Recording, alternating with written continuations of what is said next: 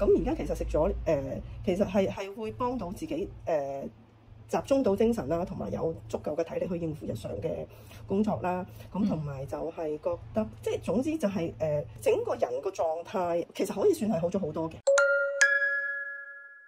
陳小姐啊，今日咧你就買呢個 MA 加啦，點解你會想買呢樣嘢嘅？其實本身咧開頭咧就睇到你個 YouTube 嗰個介紹啦。咁咧就唔知點解㗎。其實我自己點樣講？我自己個人係好靠直覺嘅。咁我你一講，我覺得可信，咁我就會去試咯。係咪？咁我買咗之後，咁我自己都有 keep 住食嘅。咁其實咧就係我自己覺得個精神啦有幫助啦，體力都一定有一定程度嘅幫助嘅。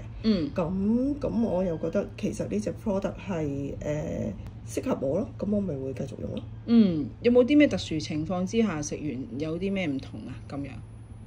即係譬如我自己咧就一啲甩皮嘅現象啦，跟住我食完之後咧就好快就即係皮膚回復正常啦。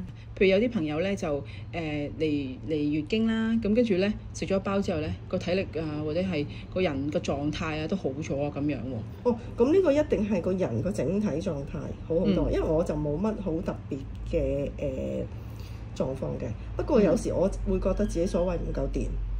即係唔夠精力，唔夠精神。係啦，咁而家其實食咗其實係會幫到自己集中到精神啦，同埋有足夠嘅體力去應付日常嘅工作啦。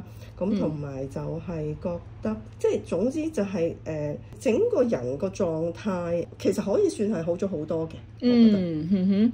咁你係第幾次買啊？記唔記得啊？哇，唔記得啦，即係都買咗好多㗎。一路都有買咯。其實都冇停過。咁平均譬如一日會食幾多度，或者係食幾多支咁樣？